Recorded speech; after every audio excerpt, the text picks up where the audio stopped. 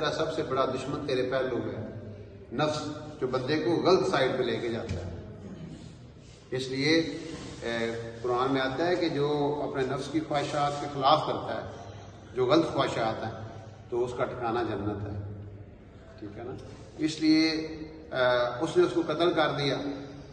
اب جب قتل کیا تو اب پریشان ہوگا، میں اس کو چھپاؤں کیسے، اس میت کو۔ آپ کو پتا لاش جب کوئی قتل کرتا ہے لاش چھپاتا ہے، جا کے ثبوت ہی مک جائے، کوئی نہرے ہی سٹ آتا ہے، کوئی جناب کدھر گولی پا کے دور سٹ آتا ہے، کوئی کدھر ٹوٹے ٹوٹے، کوئی آگ لا دیں۔ روز واقعات ہم سنتے ہیں، اتنے وہ درندگی آ چکی ہے کہ وہ میت کا بھی احترام کوئی نہیں کرتا۔ اینج ٹوٹے بھی ٹوٹے کر، کوئی ٹوٹا کدھر سٹ لیا۔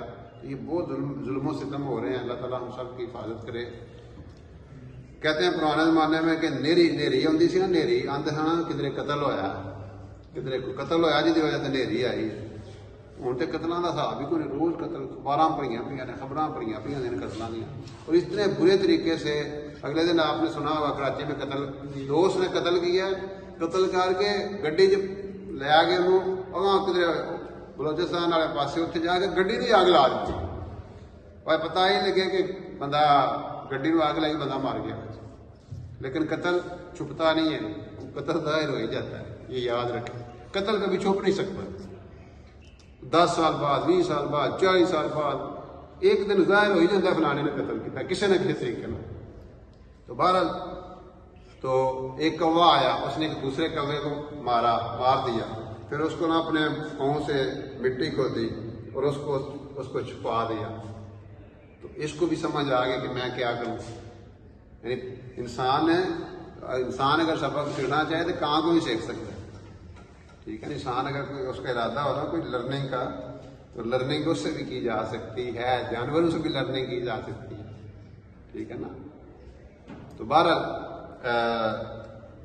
یہ اللہ تعالیٰ نے یہ قصہ میں سنایا ہے کہ اگر کوئی آپ کے اوپر ظلم و زیادتی کرتا ہے آپ برداشت کریں، اللہ تعالیٰ آپ کو اس کا اجر دیں گے۔ اور اگر کوئی لڑنا چاہتے ہیں آپ اس سے لڑائی نہ کریں، ٹھیک ہے۔ اور دوسرا قصہ جو ہے اس میں بنی موسیٰ علیہ السلام کی قوم کا قصہ آیا ہے کہ جب موسیٰ علیہ السلام نے فرمایا، یہ چھٹے سپارے کا یہ بھی اہم قصہ ہے کہ چلیں جانا ہے قوم جبارین سے لڑنا ہے دمشق میں، میرے ساتھ چلو۔ تو یہ قوم اتنی اس پہ اللہ کی عنایات ہوئی بنی اسرائیل پہ کہ وہ من سلوا 40 سال نازل ہوتا ہے، اوپر سے کھانا آتا اور پتھر پاس ہوتا تھا، اس پہ وہ آسام پتھر میں سے چشمے نکل آتے تھے، بچے کپڑے سمیت پیدا ہوتے تھے، ساتھ ساتھ بڑے ہوتے تھے، کپڑے بھی بڑے ہو جاتے ہوتے تھے۔